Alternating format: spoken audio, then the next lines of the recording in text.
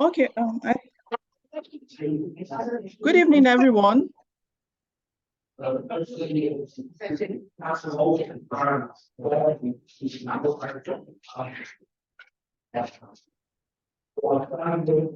think we can.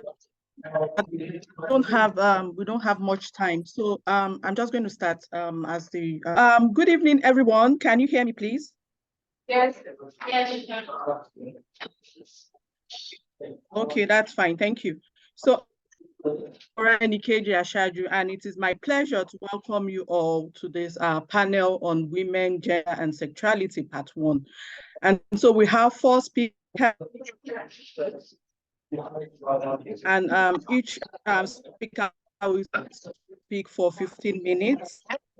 And I will signal to you 2 minutes before the end of your allotted time. And after listening to to all the speakers, we should have about 30 minutes for the Q&A session. And so has to start by introducing themselves. So thank you. So the first speaker, you have the floor. Thank you. Our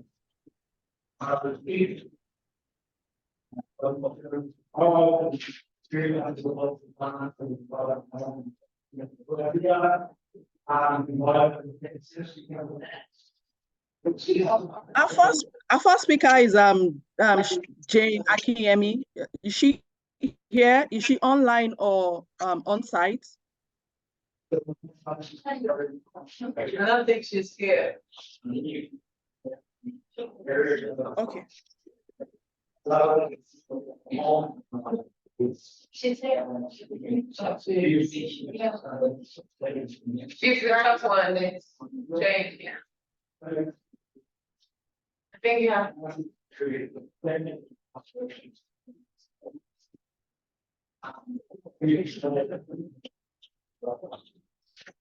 Driving. I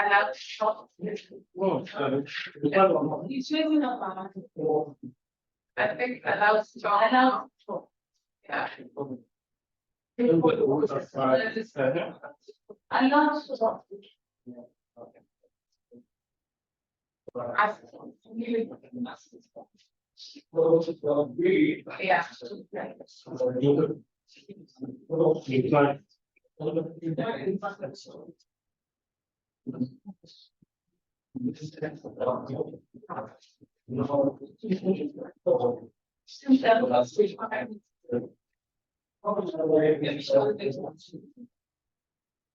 Can you unmute yourself? Can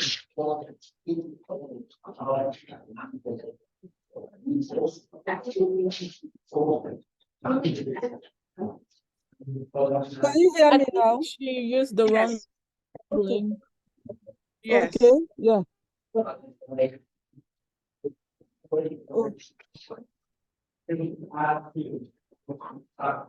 hello, can you hear me now? Yes. Can you hear me now? Yes, we can. I wanted to share my slide, but it's like a function for me to share my slides, but all the same, I think because you I have the can't wrong go ahead. link, you should have joined with the panelist link. Okay, maybe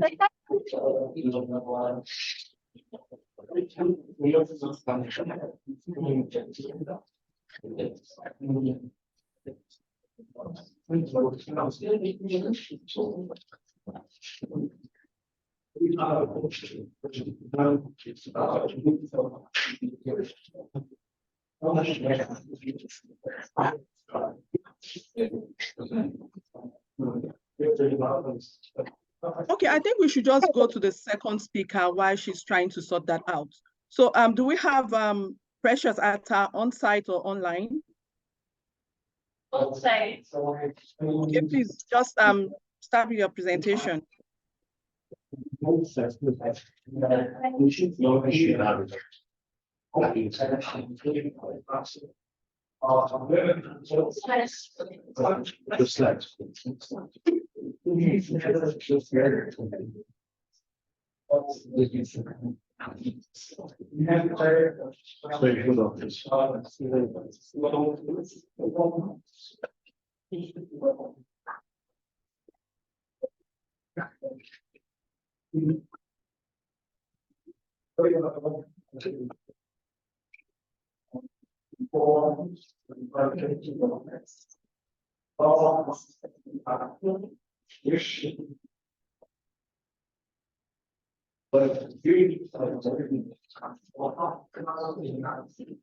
Hello.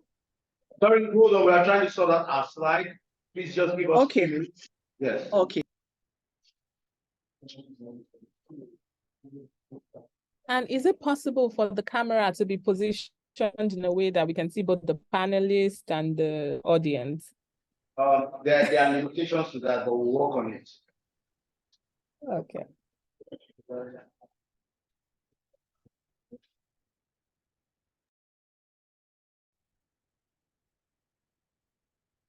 Bluetooth disconnected.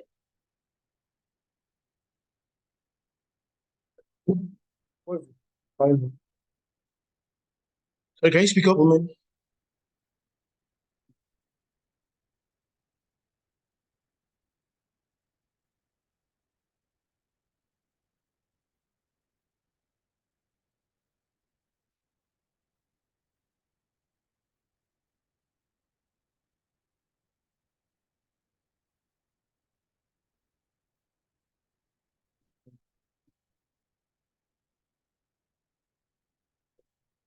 There's no women in decolonization in Africa.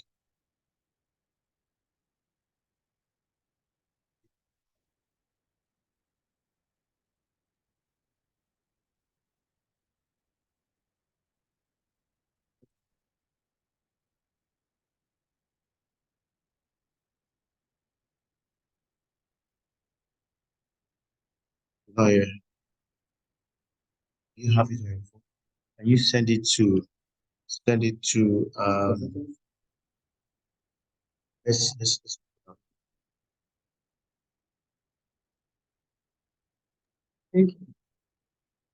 hi. Yeah, Dr. Akiyemi, welcome Yes. back. But Do because you have the other person's slide? Is your slide here?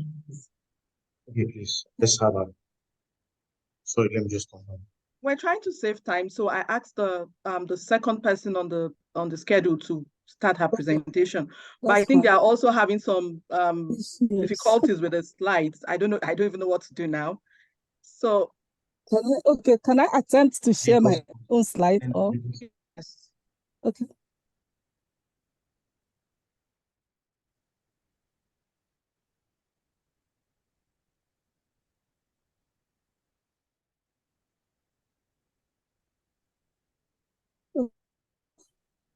Can you see my slides? Yes. Not everybody can.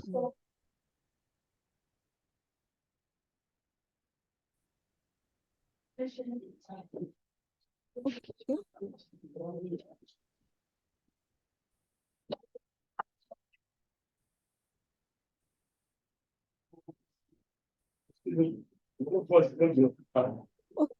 Hello, everyone.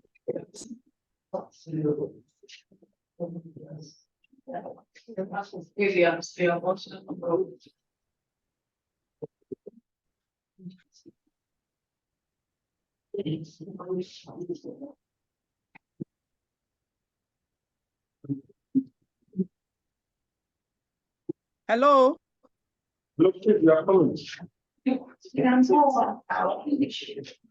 Yes, we have one presentation online. I think we can start with that while you try to sort the slide for the second presenter.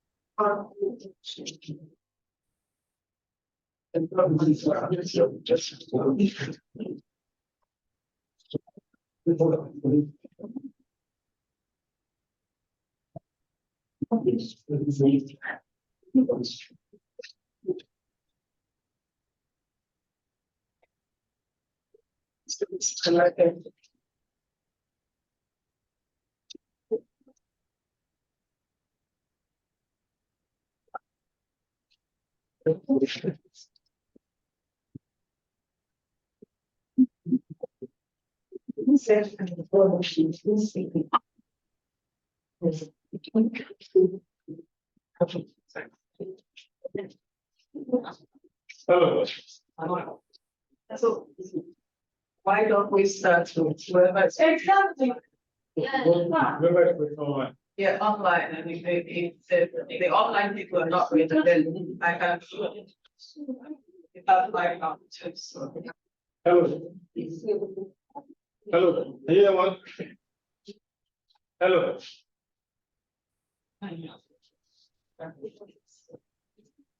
Hello. Hello. Yeah. Can you go ahead to the presentation? Whoever is ready to present online. Okay. Okay. So Dr. Kemi, I think you can start. You can share your slide again. Okay.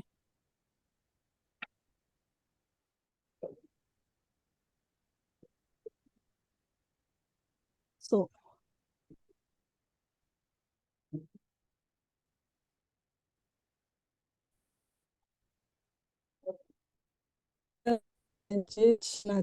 of Kinesiology, College of Health and Human Development, Pennsylvania State University.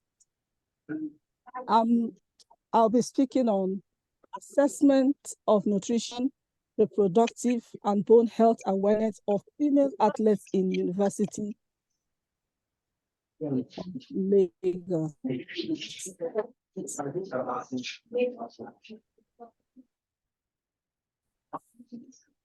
Health is important, and health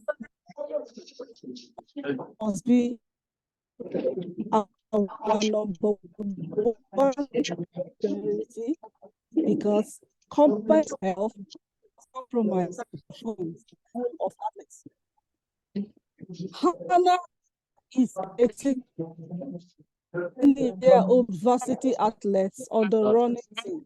At the beginning of the season, Hannah weighed 140 pounds, only 15 pounds in 4 weeks. Over the next month, Hannah's diet consisted of cakes. Hannah lost the weight, but after 3 weeks of diet, Hannah was expecting to get her period when she didn't, and asked why.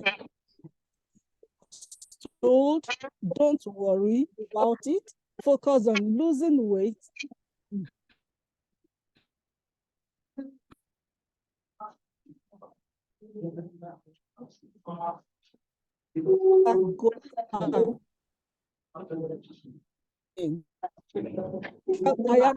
Hannah's performance became worse and worse.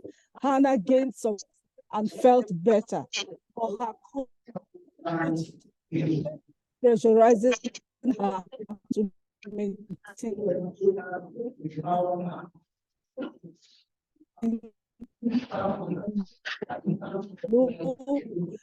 that ideal.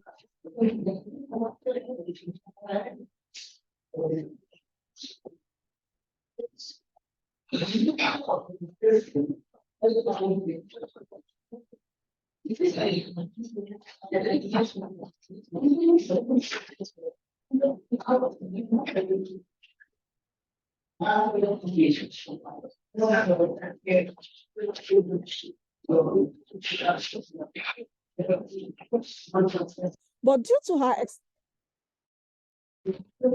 training, her calorie intake was important to meet her energy needs.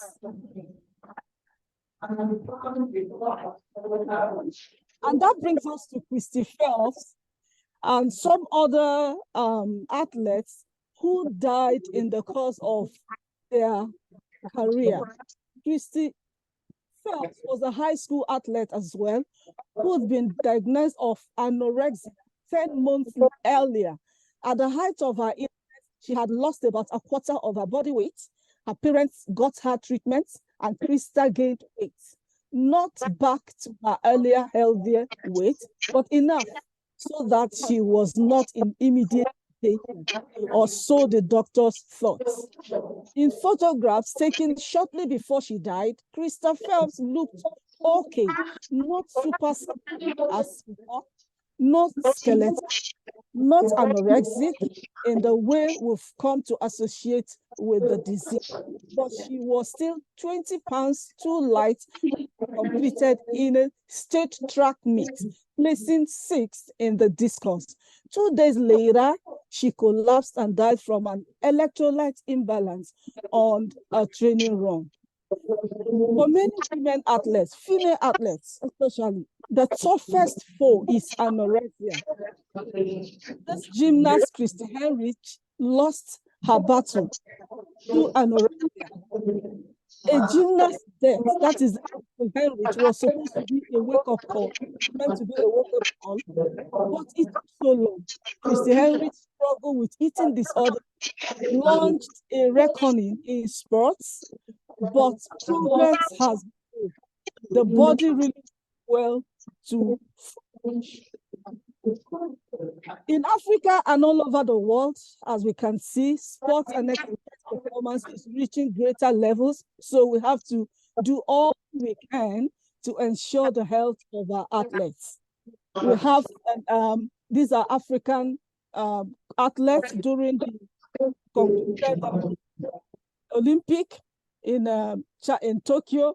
We have Esebune from Nigeria, Favel Abdulaziz from Egypt, Perez from Kenya, Salah from Zambia, Peru from Uganda. So amongst westernized athletes, much evidence has accumulated to demonstrate that while many female athletes have reached new physical performance accomplishment, many experience health consequences or poor energetics and nutrition that affect their nutritional, reproductive, and bone health. A syndrome referred to as the female athlete triad. Female athlete triad is most often observed in women who are in sports, that compete in sports, women who are very active, you know, and what it does is that it emphasizes leanness with greater prevalence of multiple triad components in lean sports athletes. There are tendencies to that as we proceed, we see. Then in scientific foundation of the female athlete, this model includes low energy availability or energy deficiency, presenting with or without disordered eating, menstrual dysfunction, and poor bone health which is first named in 1992, first position stand by the American College of Sport Medicine. In 1997, it was later on by same and updated by the Female Athlete Triad Coalition and three.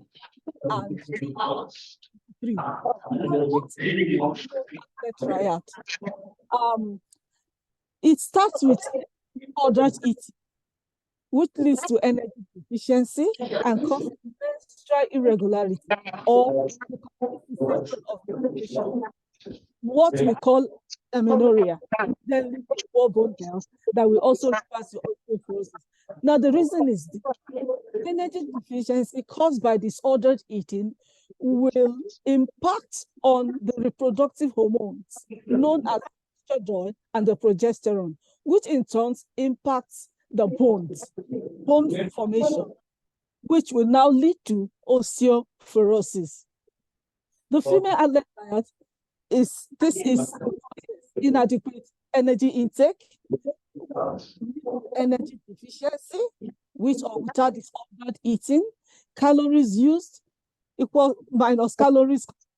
What this will do is also cause reproductive suppression, that the athlete begins to miss her periods or totally loses her periods, what we refer to as amenorrhea. And then this also bring compromise to bone health, because due to the absence of estrogen, that's the hormone estrogen, in the body, what happens is there's risk of stress fracture. And then there's also in which will in turn lead to osteoporosis. So when you are not consuming enough calories each day to meet the needs for the level of physical activity, your body begins to alter important, very, very important systems like the metabolic system. When your energy is inadequate, there's something that happens, we call it the partitioning of the metabolic fuel. And what happens is that the most critical physiological processes for survival seem to take more of whatever nutrient that you have been ingesting or where you've been taking. So those are processes are the thermoregulation, the locomotion, cellular maintenance. They seem to have an upper hand, dominate the use of the little estrogen that is being produced in the body. So the less critical physiological functions like growth and reproduction are totally suppressed. What we have here is the cumulative risk factors associated with the triad. And then I go to the purpose of the study. It's majorly to assess nutrition, reproductive and health awareness of female athletes, and to close the research gap between athletes who are from African countries, because these groups are noticeably absent in this triad literature. One is to create awareness of the female athlete triad among Nigerian and prevention. Secondly, to assess reproductive health, nutrition, and bone health in Nigerian female athletes. Thirdly, to improve and contribute to knowledge on the female athlete triad literature in Nigeria and Africa as well. Then the descriptive survey was adopted for the study about 87 University of Lagos female athletes in various sports that were purportedly dropped among those who participate in the 26th edition of the Nigerian University Games Sugar 2022. Then a validated standardized questionnaire was used to ascertain nutrition, reproductive and bone health of the female athletes for the collection of data. And then data that was obtained was analyzed using percentages. Results show that 66.7% have experienced eating disorder through obsessive and compulsive binge eating, was actually the type of eating disorder they experienced. 4% experienced the absence of menses for at least 3 months, and followed by a long and inconsistent cycle showing the characteristics of menstrual flow in the first 2 days of menses. And then 54% indicate they have not experienced a stress fracture, and then 30 from training or participation in competition due to injuries sustained. 85% have not done bone density tests. The findings revealed a moderate level of awareness about nutrition, reproductive, and bone health. Recommendations: the Triad Coalition developed from the international cohort should support Africa, Nigeria, to promote health and wellness of athletes. Sport nutritionists should eliminate inappropriate dietary treatment practices of athletes. Exercise physiologists should provide education about a triad and determine the scope of the program research. Education of athletes with regard to menstrual function and low mineral bone density is needed to help prevent the manifestation of the components of the triad in female athletes. And finally, randomized clinical trials are required to accurately assess the triad biomarkers for this specific application. Thank you for listening. Yeah. Thank you, Dr. Akinyemi, for keeping to time. Thank you so much. So the second speaker is Precious Atta. You have the floor. Thank you. Thank you. Going to the next presenter because PowerPoint is not ready yet on the system here. So let's move to the next presenter. Okay, that should be Ololade Fani. Okay, I'm going to share my slides now.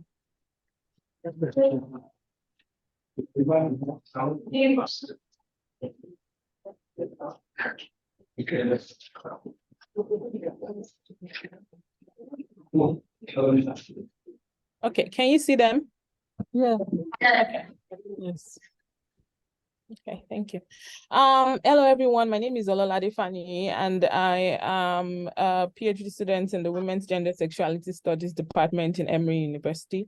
And my paper today will be on Nigerian queer activisms on being transnational paragons and national pariahs. So in the last 15 years, the politics of sexuality has become an essential concept within global social justice movements and discourses. And what has emerged from that is a transcultural sexual identity politics in Nigeria that connects transnational allies and queer folks in Nigeria and worldwide, but widens the divisions between straight and queer bodies within our country. And so this paper is a reflection and contextual analysis in conversation with interviews with queer activists in Nigeria and arguments of decolonization scholars.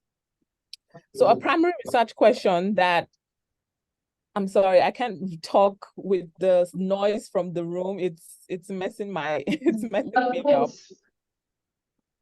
Okay, so a primary research question that drove this research was, what does the deployment of an uncritical sexual identity politics produce for queer subjects in the global South?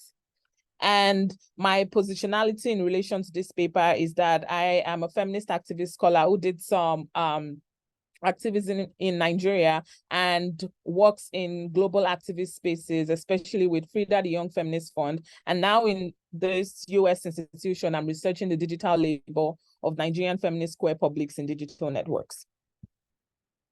So I'm going to start by situating my arguments within the context of this quote from Professor Kati Cohen that says, to think about queerness, at least in the context of her work, is to think about one's relationship to state power.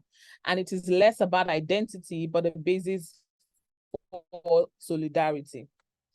And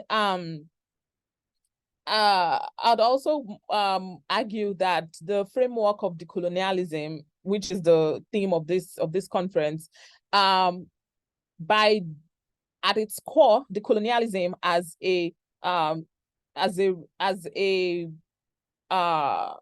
framework that resists, every form of oppressive and colonial paradigms, challenges the simplistic binaries of global North, global South temporalities, especially in the context of the ideological presentations of the the global north as a LGBT plus paradise and the global south as an LGBT plus L. And a decolonial approach to queerness would acknowledge the violence that exists within and beyond these categories. And also the selective perpetration of strategic essentialism of queer activists from Nigeria and the global south at large has done nothing but reinforce systemic violence, reproducing governmentalities and colonial hierarchies that overlook the complexities of our local context. And as international agencies sink their teeth firmly into human rights norms in the last 15 years, the hierarchies of colonialism that are perpetuated are often in the gaze of Western development and aid rhetoric that when turned on Nigeria, produce very uncritical sexual identity politics. And another point I'll try to make evident in the rest of the presentation is that with the suppression of our local histories, it contributes to additional oppression faced by queer individuals in Nigeria as nationalist actors and religious leaders influenced, still caught up in that cycle of colonial rhetoric, oppose new attitudes towards sexualities, which are not inherently new, that are promoted by the global south and assert heteronormativity as part of the Nigerian nationalist agenda.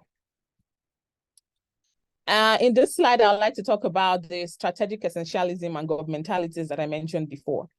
So to put into context for members of the audience who do not understand some of the language that I'm using, LGBT plus refers to the categories of lesbian, gay, bisexual, trans, queer, plus.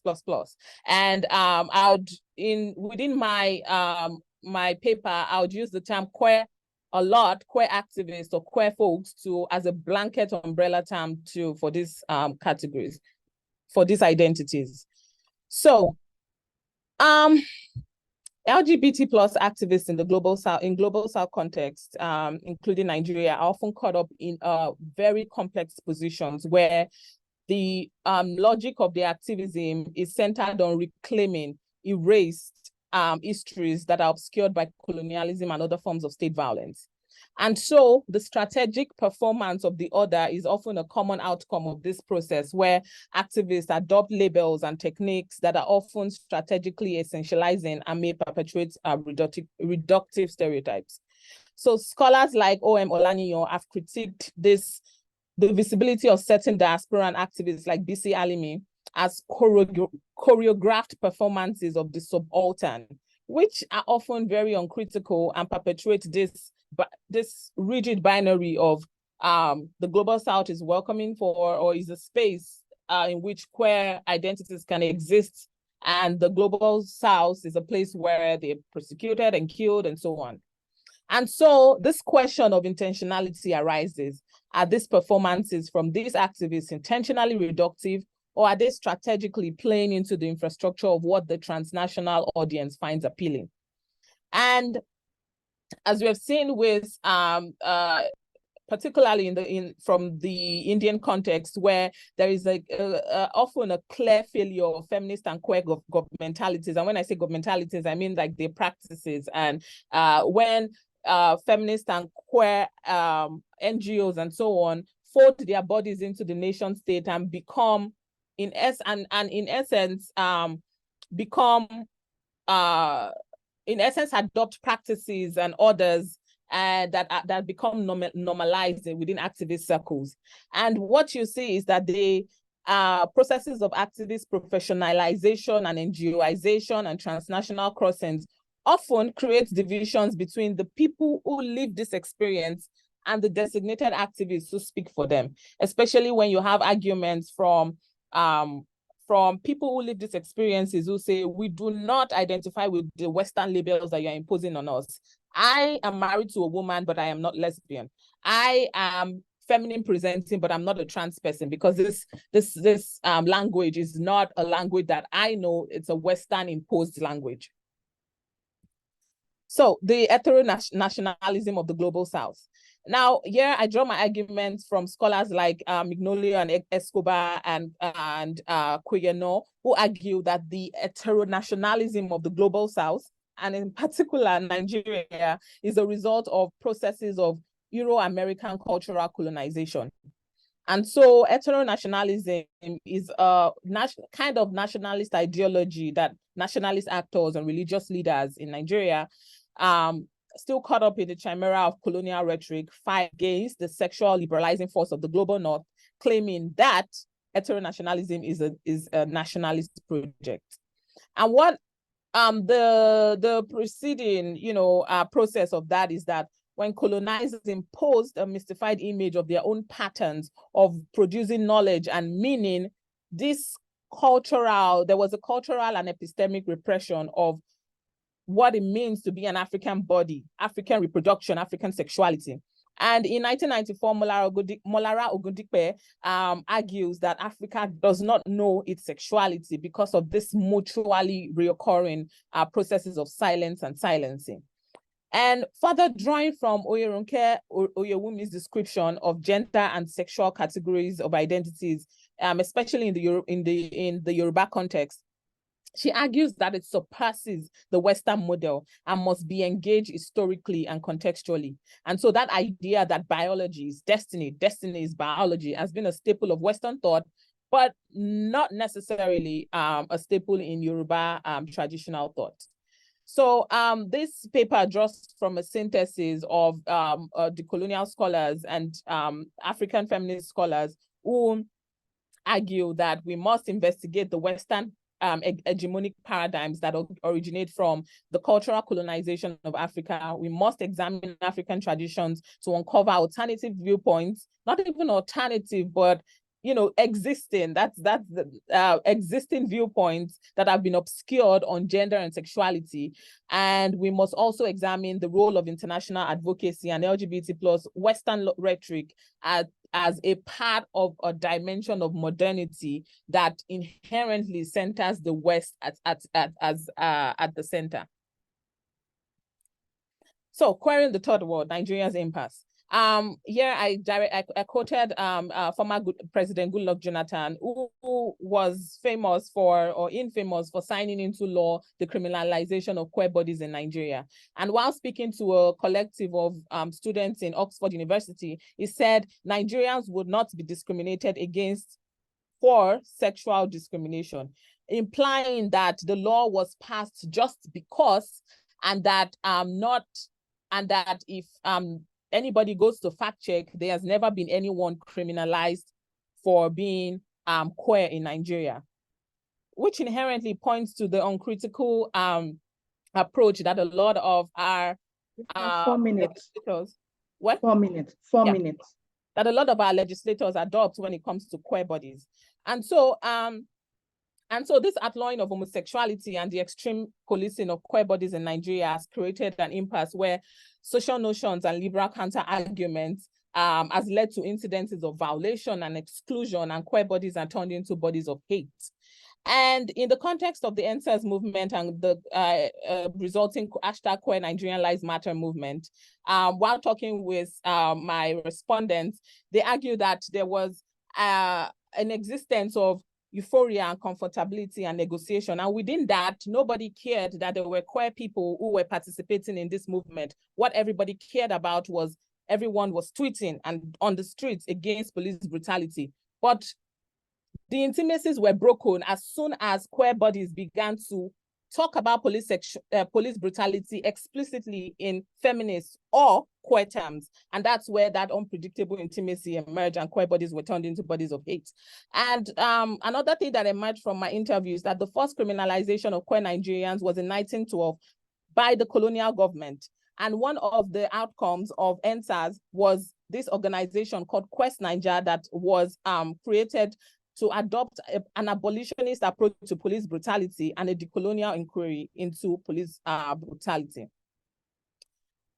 And Oyerunke Oyewumi also argues that what becomes African history is African oral tradition. And when we look into the possibilities and the permissibilities of fluid gender and sexual categories within African oral traditions, we can point to some of these case studies where this book by Nast points to female eunuchs in North Nigeria dating as early as far back as the early 16th century.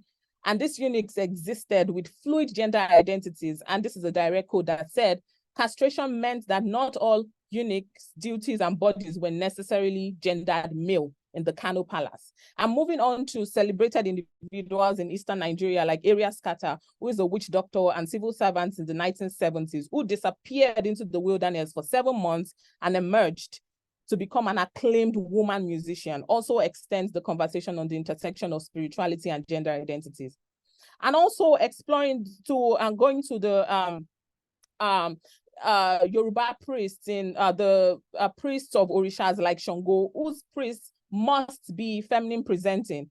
And even in the Igogo festival in Owo, in honor of Queen Orosen, where the king and the chiefs must be feminine presenting. And this points to the fact that within African oral traditions, there are certain spiritual realms and dimensions that cannot be ascended without understanding and recognizing the fluidity of traditional African gendered constructs, a model that, according to Oyeronke Oyewumi, surpasses the Western binary gender model. And this is a picture from a book called Loose Among the Devils by Gordon Sinclair, who is very notorious for his colonial rhetoric. And if you look at the caption below, it just points to colonial ordering and, non-respectful engagement, where he referred to the Shango priest as performing mumbo jumbo and referring them to as imps.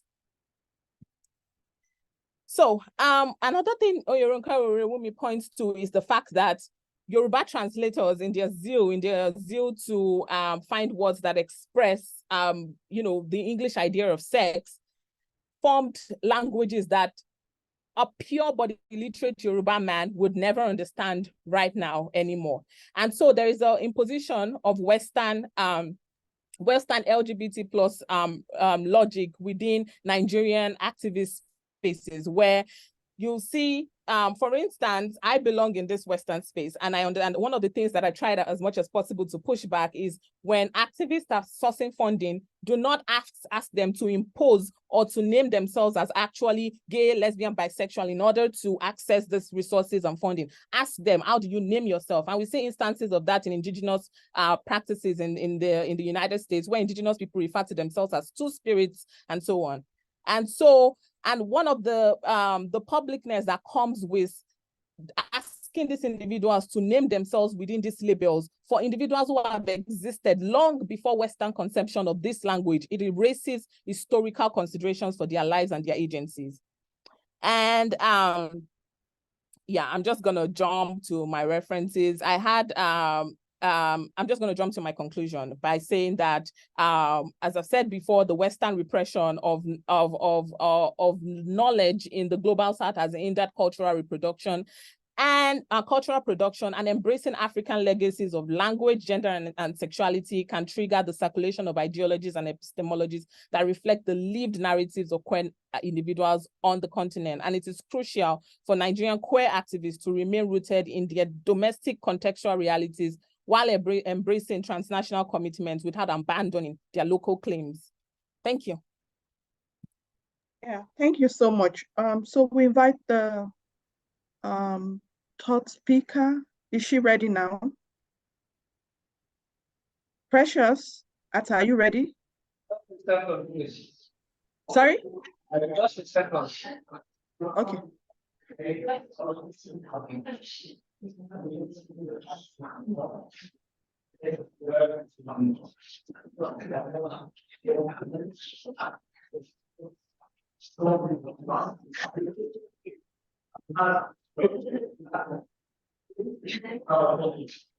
thanks.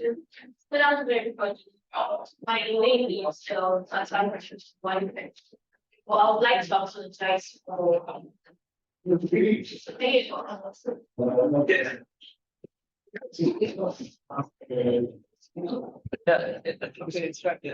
Anybody hear me? Thank you. You can hear you. You know the- All right. Thank you very much. So first, I would like to apologize for the time taken. I'm really so sorry about that. So my name is Ata Precious Uluwani Femi from Udimas University, and my topic is women and decolonization in Africa, a case study of Yoruba land in Nigeria, 1900 to 1960. And 4 heights that I would like to give reasons why my course of study centers on women decolonization in Africa. And that would be because in 1900 to 1960, there were historical events that happened during this time, spanning this period. We had transition from pre-colonial to colonial to post-colonial, and there were several women, who were agitated as a result of this, and were trying possible means to ensure that they fight for their independence. And in quest for independence, there were several things that happened. We had the Habal women riots. We had the formation of several movements and all of that. And okay, thank you. Can I get my introduction? First line.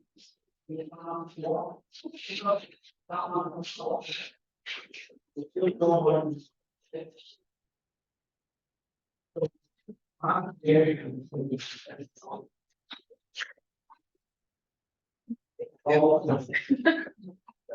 right, thank you. So I'll start by explaining what colonization means.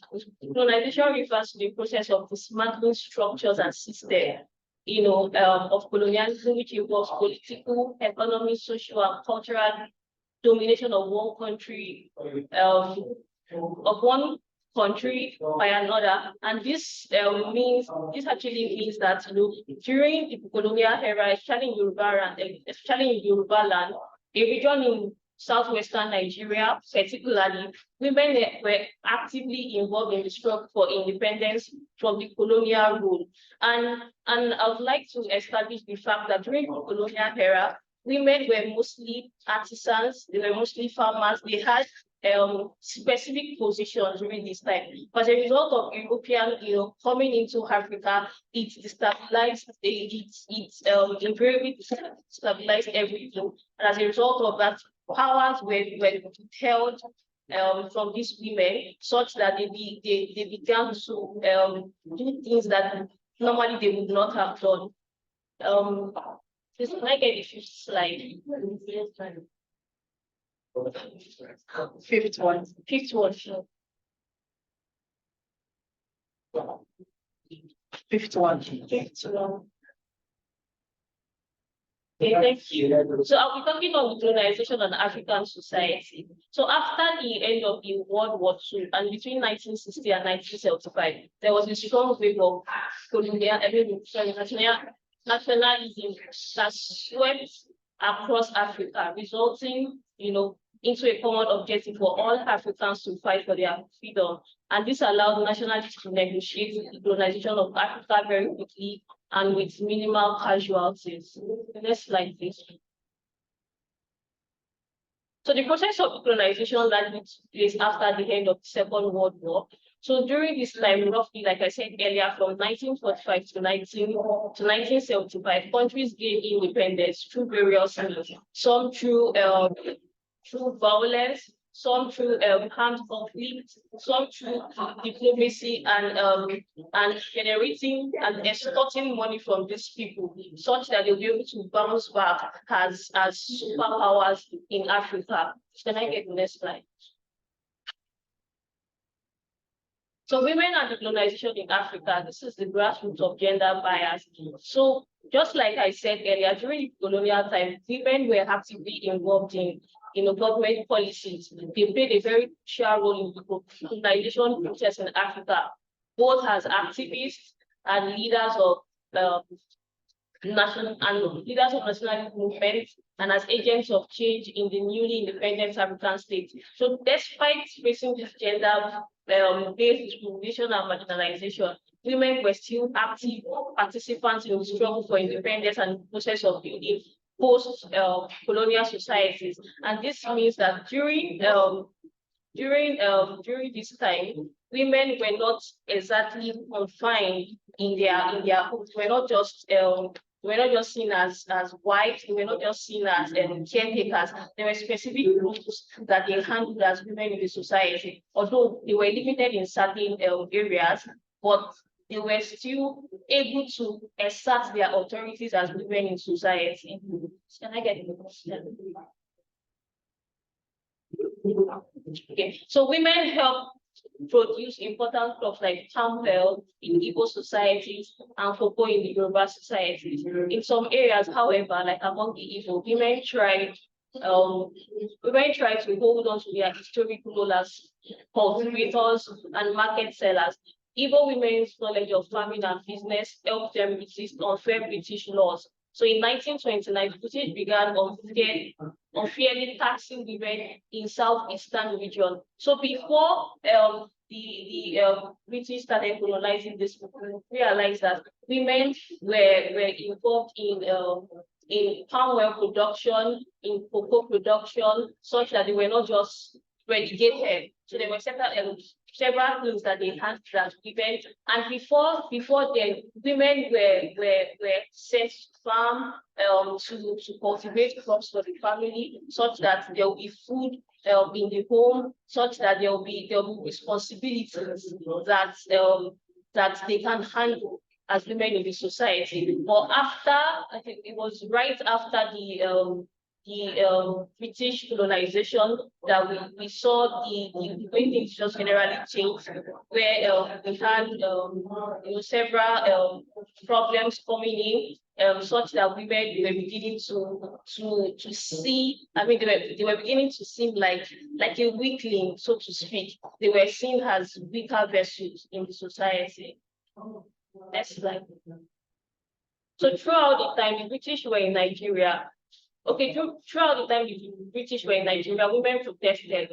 So we had like the Market Women Association led by the popular Amount Belebura and the Abeokuta Women's Union by Funmilayo and Sokuti for women's rights and helped spread a sense of nationalism, which is the idea that women should be able to do certain things by themselves.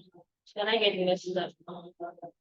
So pre-colonial Nigeria, the patriarchy and colonization. So in Yoruba society, the responsibility of the women, of a woman rather, to provide for her family, they're providing the material resources for such care. So women believe that providing such resources met their responsibilities as women and citizens. However, more commonly, women achieve power by means of their lineage or by means of marriage into ruling families by achieving such power. They obtained indirect political influence, but they rarely show their influence in court.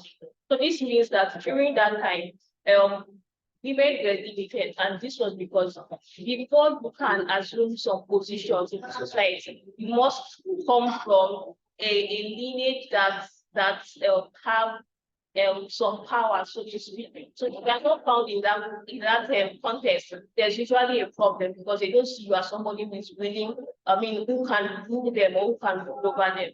Let's see. So women in colonial Nigeria, colonization of Africa by European power, including Britain, France, Germany, Belgium, and Portugal, brought Africa into what economic system as a major target for exploitation. So Africa not only provided Europeans the source of raw materials, but it also provided them with what they call uncivilized people.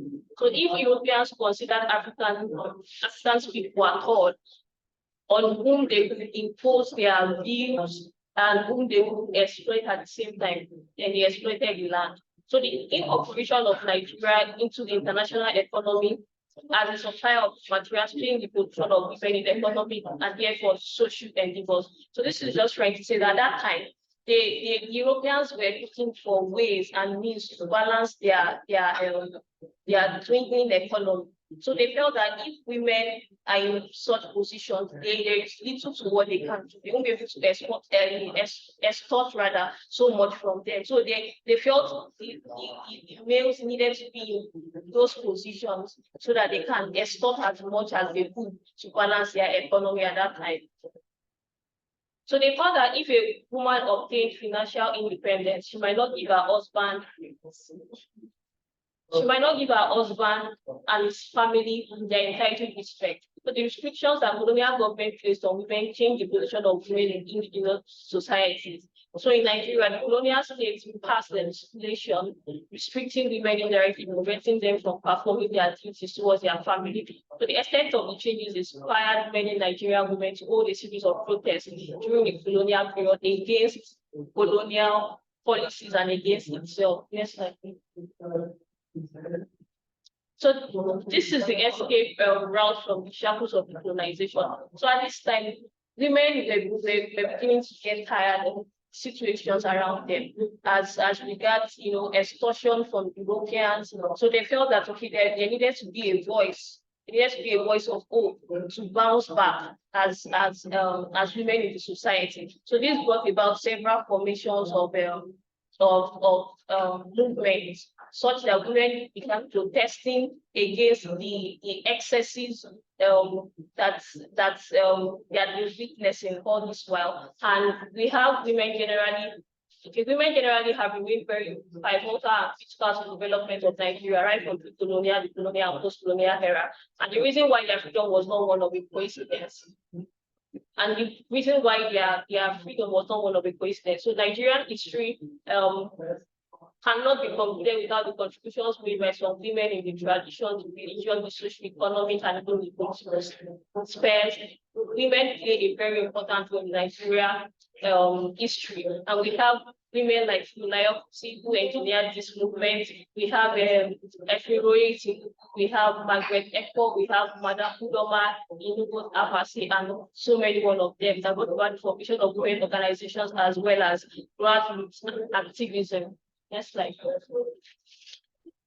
so some of the things that brought about their rights and privileges. We have economic boycotts where women in Yoruba land participated in the economic boycott as a means of resisting colonial exploitation. So they ensured that they fought. I mean, they did all they could to get back their position as women. So they boycotted British goods and services as well as local collaborators who supported colonial rule by refusing to purchase or patronize colonial products and contributed to the economic pressure on the colonial authorities, which weakened their grip on Yoruba land.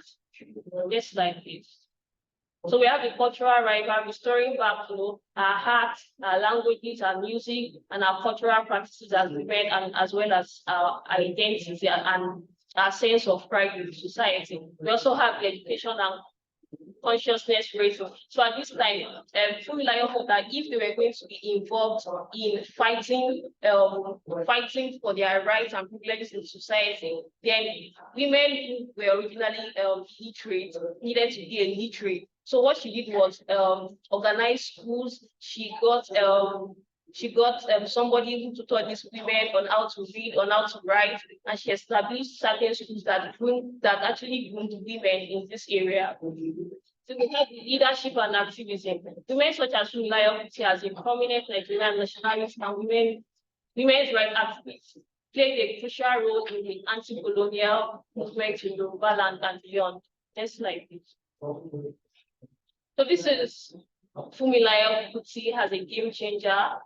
Funmilayo Kuti was she was a Nigerian activist. She was a Nigerian activist. She was somebody who played a very crucial role in about women riots, where so many we had extortions taken, we had money rather taken from these people. So she was one of the pioneers of this movement. Next slide. Next slide, please. So we have the colonization and the case for gender equality in Africa. And I'll be taking a look at constructivism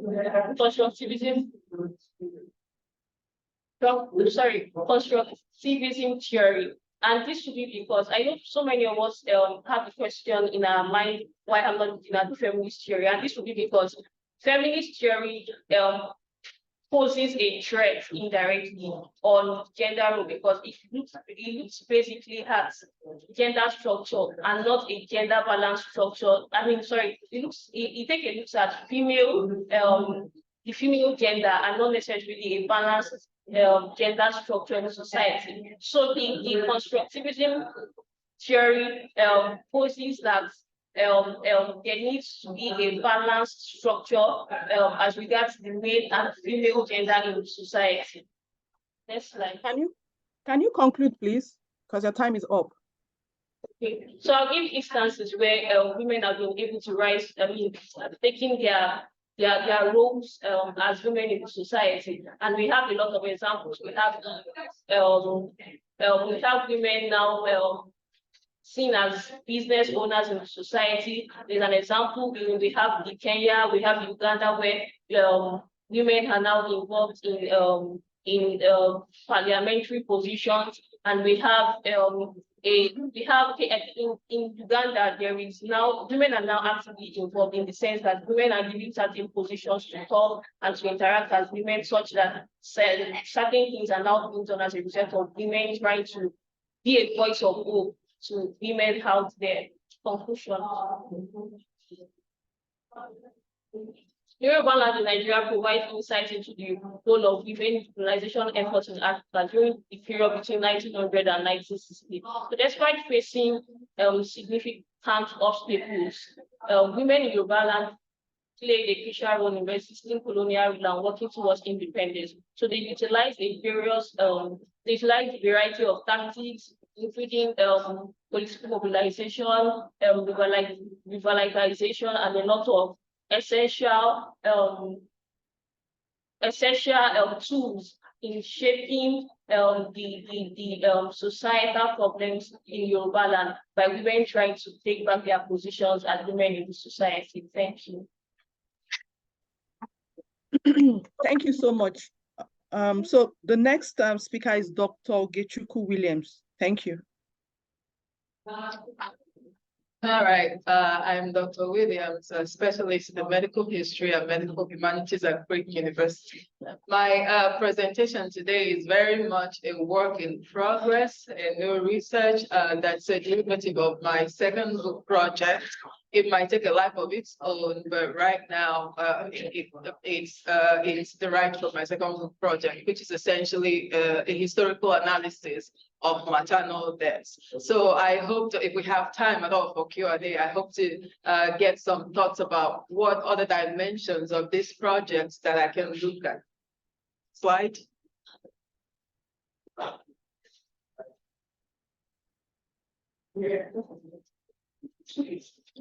It's if you can go right here, the one that says this BC. My presentation is the highlighted one. No, the one below, at the bottom, right there. The one next to it, yes.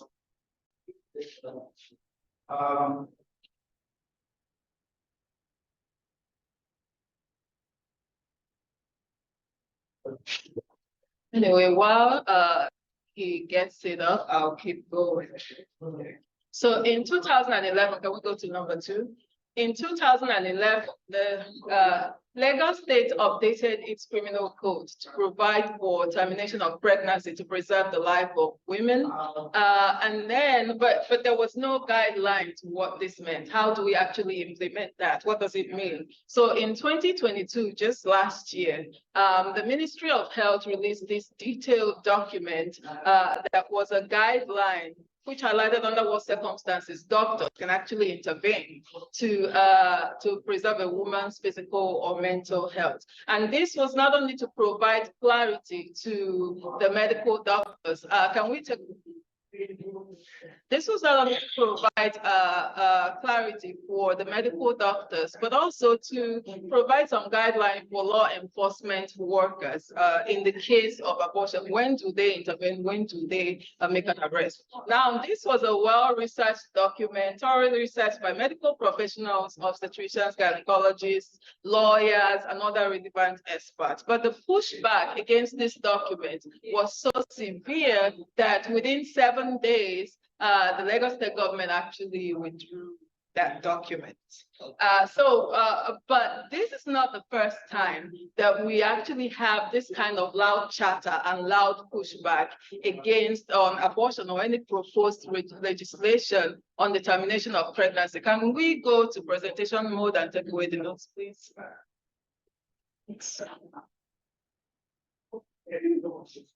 So can we take away the notes? Can you just show the slides as opposed to the notes?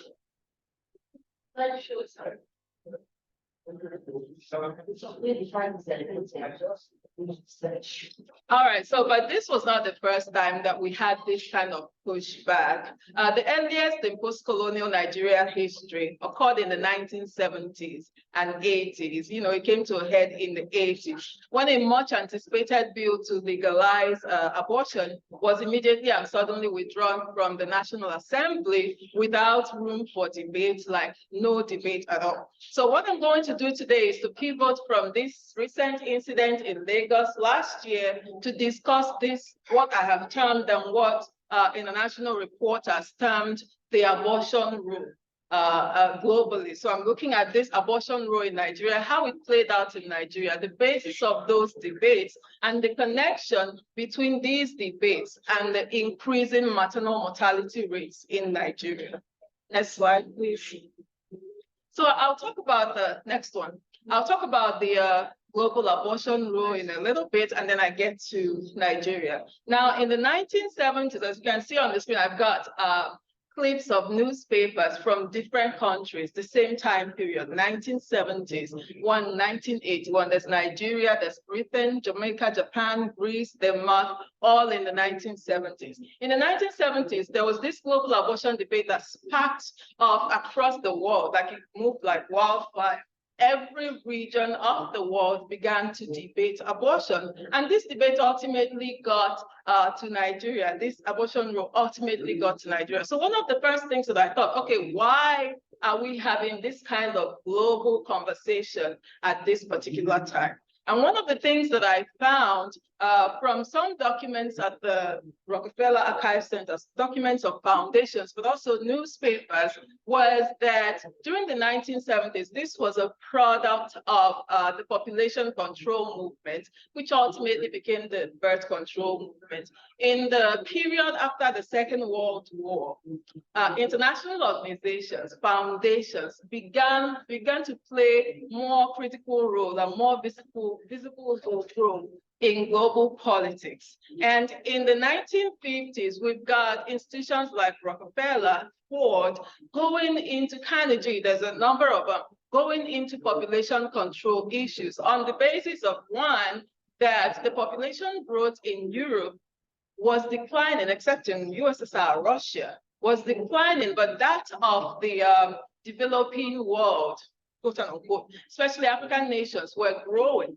So there was this imbalance that they were concerned about. But two, that if they did not preemptively act on the population growth coming out of the African continent and elsewhere, that there will be this apocalyptic food crisis and global crisis in the 1980s, and the world would just end. So it was this, there was this whole alarm. So they began to push programs, population control programs across the world. And of course, this triggered debates around population. By the 1970s, they were all powerful. They were present in all regions of the world. And we begin to have this debate. They triggered this debate on abortion, abortion as birth control, abortion as family planning. And ultimately, abortion as a way of regulating abortion as a way to curb maternal mortality. And this debate did not miss Nigeria. Nigeria was very important to this movement because the global powers were interested in Nigeria at the time because because of the economic position of the country, but at the same time, the potential of its population. Now, in the colonial period, Britain did not pay attention to population control measures. It wanted to maximize that population, to make sure that children survived, because it was concerned about preserving its future labor supply to maximize economic exploitation. Now, what it did do, next slide, was to introduce a criminal code, 1916, that criminalized abortion. And this is what it looks like. And that is what we still have today. So what happens in the 1970s when this abortion rule comes to Nigeria is that we've got a lot of debates on abortion in the country. Now, in 1971, 1972, the first push that initiated this debate in the public realm was initiated by the National Medical Association. And the reason that they initiated this was that at this time, the numbers, the statistics, the numbers of deaths associated with unsafe abortion had become visible, and how this impacted maternal deaths. Nigeria's rising maternal deaths had become visible. And to put this in perspective, as of 1975, about 75,000 women died annually in Nigeria from maternal death-related stuff. So the numbers were high. They were alarmed from the medical setting. But when they pushed to reform and to revisit this code of 1916, and making the argument that this was based on Britain's law, which and initiated by Britain under colonial rule, which, by the way, Britain had moved away from and reformed and revisited its own law. Well, there was not much support for that, so this died down. But what it did do, next slide, is that it initiates it triggers public debate on abortion. Should we legalize? Should we not legalize? Should we reform the bills? Should we not reform? And so these public debates were based on the moralist view, the religious view, and the pro-abortion view. And I'm not going to, you can probably guess what the moralist and the religious perspectives are. If we have time in the Q&A, I can talk about that. But I do want to focus on the pro-abortion view that focused on women's health. One of their arguments was that, I already mentioned this, there's growing maternal mortality rates. And anywhere between 13 to 25% of these deaths were coming from unsafe abortions. Why don't we do something about this? And there was a lot of debate for and against, and those who made a health-related argument too, against touching any legislation on abortion, argued that, this medical reason, is it really genuine? One of their arguments was that it may be for financial benefits that the doctors were pushing this. And they argued, well, look at the government hospitals. These government hospitals are understaffed. So the existing doctors cannot perform the influx of abortion cases that were going to come if abortion was either legalized or the laws were reformed and it became more liberal. So who was going to perform these abortions? That these cases would then transfer to private clinics. So it was mostly a financial reason. And then they also argued, well, the current medical system, the infrastructure is poor, the system is unsanitary. Does that really mean that these women, when they come into the hospital, that they will no longer die, or that they will simply start dying in the hospital? So these were some of the arguments that were playing out in the public. Next slide. But you have 5 more minutes, please. 5 minutes. In the 1980s, the Nigerian Society for Gynecology and Obstetrics did sponsor a termination of pregnancy bill in 1980. And this was proposed in the National Assembly, actually by the Lagos State representative at the time, Dr. Ogunkoya. Now, this bill did not propose for legalization of abortion. but it was projected as that way, just like the guidelines that Lagos State released last year. It was projected as this move to legalize abortion. What the bill actually stated was, okay, when two physicians determine that continuance of a pregnancy would be risky to a mother's physical or mental health, then that pregnancy should be terminated, so long as it's the woman's wish, or that the pregnancy or the birth of this baby will cause any serious harm to existing children, existing family member, create greater risk for this woman than if the pregnancy were terminated, then go ahead and terminate. And that this termination can only happen in the first 3 months. So the first 12 weeks of the pregnancy. But the way that it was cast in the religious and moral view was, hey, they are legalizing abortion, so slap it down. And the clapback was so much, again, like what happened last year, that this bill was withdrawn.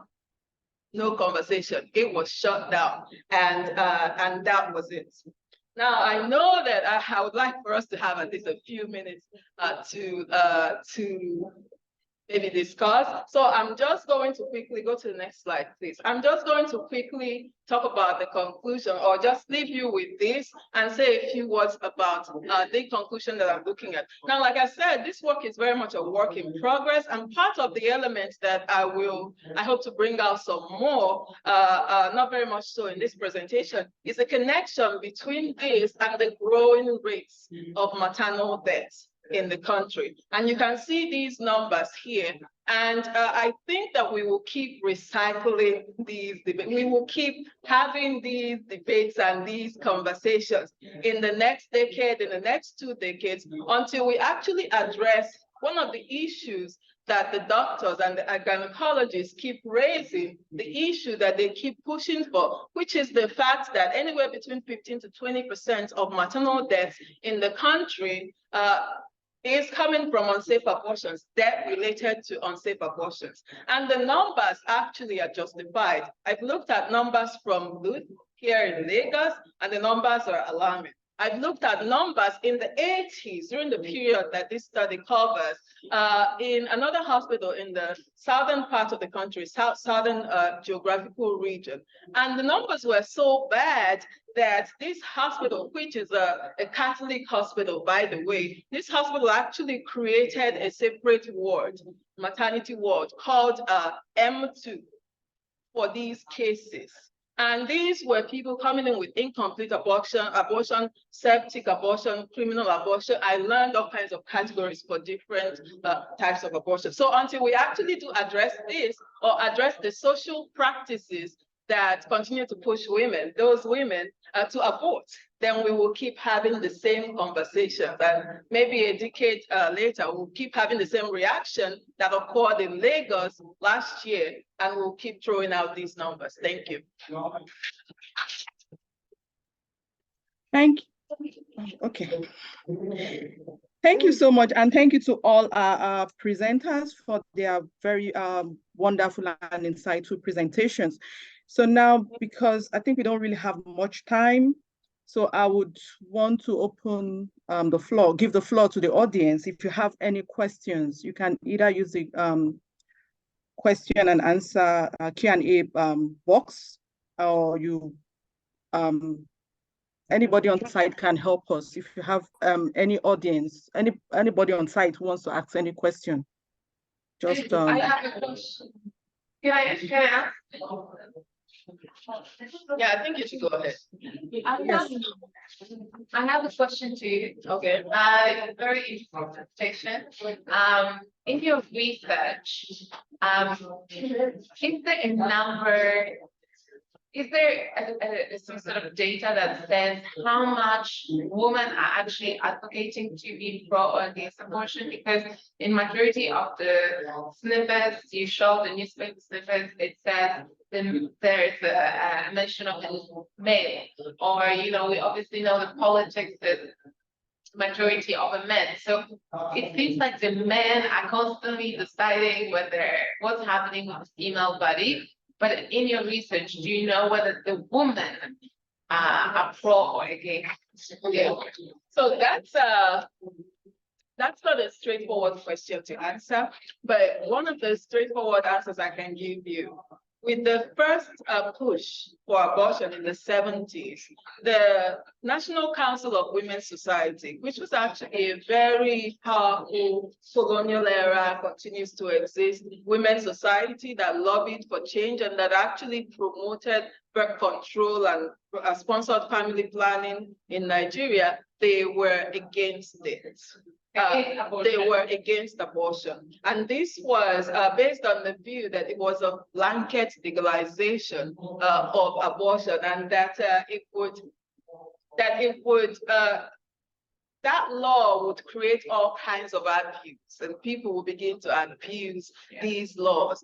But what you actually see in the records, even when you read through the mail written, I don't think I've actually seen an article written by a woman on the subject. It's always the men, and it tells you a lot about the politics of women's reproduction and the structure supporting this stuff, or who is in power and who is not, is that women are seeking it anyway.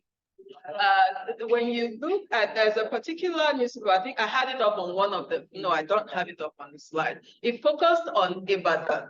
And women were trooping into, there were these two hospitals that found a way, the reporters couldn't find how they went about the loophole of the law, and they were performing, these were popular hospitals. Women were trooping in there and seeking these abortions in this hospital setting.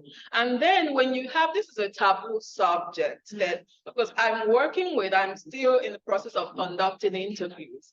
So sometimes you talk to people and they're like, no, like, because of societal expectations. But again, when you talk to others, it's a situation where the women are in this impossible position. The man, one of the newspaper articles said, the law does not make any provision for jilted women and runaway, hit and run lovers. So women are left in that position, whether they want abortion or not. And now that is their option. And the fact that there's been conversations around the fact that they cannot get any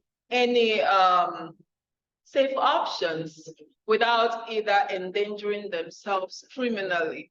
And so they go the back route. They go get tablets that they hear about from their ends. So when it comes to the organizational level, yes, the NCWS opposed it in the 70s, but when you read accounts of individual women, they are looking for ways to actually circumvent these laws. This is not related to abortion, but this is birth control, for instance.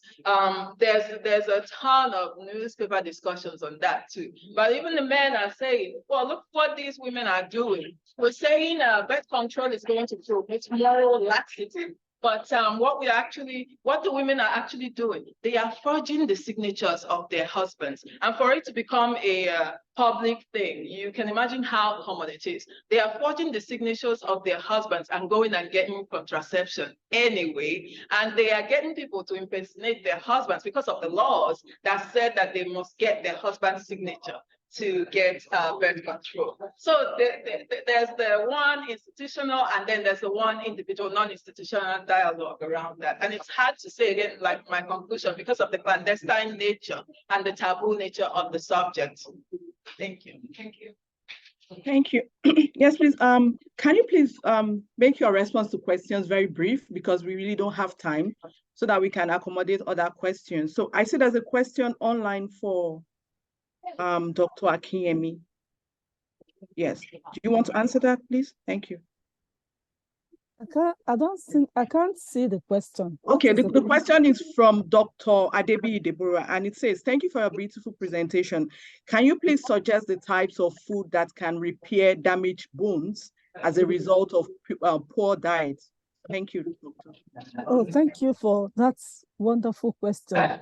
So far, over here in the United States, some interventions have been done to be able to alleviate the menstrual dysfunction, energy deficiency, and poor bone health. But so far, right now, as we speak, we've been able to reverse, there's been reversal of energy deficiency. There's also been a reversal of menstrual irregularities. But as we speak, we don't yet have a reversal. We don't yet have been able to record a reversal for bone loss. Bone loss, because when there's a depletion of estradiol, that is the estrogen hormone, it impacts on the bones.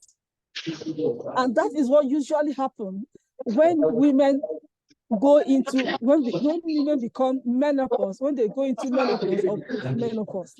What happens is the bone begins to weaken because of lack of estrogen. And that also happens in the case where a woman stops to ovulate.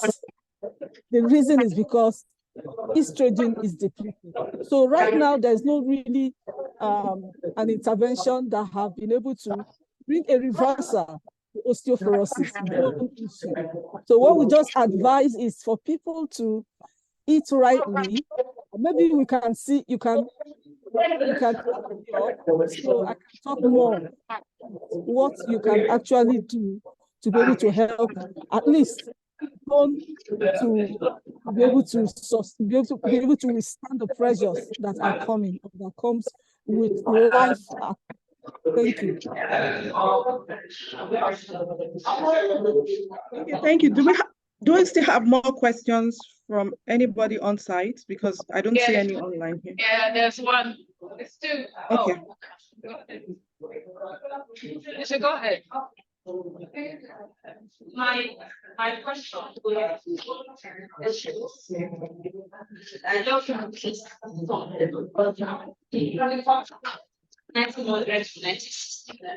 you're talking about Second World War and you wrote 1950 to 1975, I'm sure, and I didn't thought it was a mistake, but you repeated it and I saw it was there. So please check it up. Of course, we all know that the Second World War ended at night, was it not 1939 or something? But you were saying 1950. She wrote 1975. Yeah, she wrote 1975 in this slide. Yeah, she wrote 1975 in this slide. Yeah. The Second World War was 1939 to 1945. Something about getting independence. Yes, the topic was to 1960. So yes, that's the topic was. What I'm just saying is the period 1900 to 1960. So when you talk about it, that is the period. Then when you are now bringing 1975, you have gone beyond then the.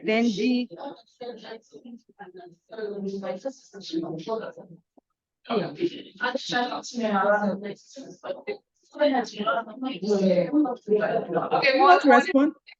No, I just said that she should just check that year observation there. Okay. Thank you so much. So Do you have a question? Okay. Good afternoon, everyone. I want to appreciate the panelists for taking their time to share their thoughts and to present their paper to us. My question is directed to Dr. Williams. I really enjoyed your discussion and the expository topic, but I want to ask something. Like, is there well, based on what you're saying, I think my own perception is that abortion is not safe. So where do we draw the line between safe and unsafe abortion? Because now it's fine. We know abortion to some extent is like it's not good for a woman's reproductive or a woman's body. But now we have discussions on safe and unsafe abortion. Do you think maybe if safe abortion is being practiced, the number of maternal deaths will reduce in this present time? So that's just my question. I don't know if I asked correctly, so thank you. Well, as you probably guess, the the work itself wouldn't go into the direct politics of what is the right politics of abortion or what is the wrong politics of abortion. But the truth of the matter is the numbers tell us that 15 to 20%, 15 to 20% of the maternal deaths in the country are coming from what had been determined as unsafe abortion, which is basically abortion that is conducted outside of a medical facility or sometimes inside of a medical facility too, but that is not properly conducted, not in the proper environment, not by a qualified person, because there are all kinds of ways, I heard crazy things in the field. There are some times when they use a cassava stick to try to abort the baby. And so what happens is the expulsion becomes incomplete. There's leftover pieces in there, which means the woman will continue to bleed. She will develop infection. She will go into septic shock and she will die. And then these cases are taken to the hospital. And then the hospitals do the complete evacuation. Now imagine what the scenario would be if the same primary care hospitals were the ones who completed that evacuation in the first place. So there are no simple, straightforward ways to conduct the necessary abortion. After all, medically indicated abortions are allowed in the country, like termination of pregnancies when the life of a woman is threatened is allowed, and it's done safely. But then when they begin to, and then there were stories in my accounts about women who heard about this particular tablet and then they took it and they continued bleeding and they didn't say anything because they didn't want their parents to find out, they didn't want to disappoint, and then they died. In some cases, they were then taken to hospital and the hospital then tries to salvage the situation. In some cases, these women are fine. In some cases, it's too late. In some cases, they don't make it to the hospital and they die. So that's where the line, you begin to see the line between safe and unsafe. Is it a qualified facility? Is it a qualified doctor? Under what circumstances was it conducted? Who is conducting this thing? Is it just the village person who has no medical training, or the chemist, or the park doctor who has set up a backroom practice where he does this? So that's what I'll quickly say. Yeah. Do we have time for more questions? Yes. Okay.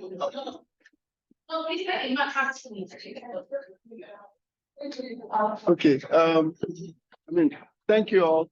I wanted to ask, I think you answered a bit of the question that I wanted to ask, which of Dr. Williams, which is about the technology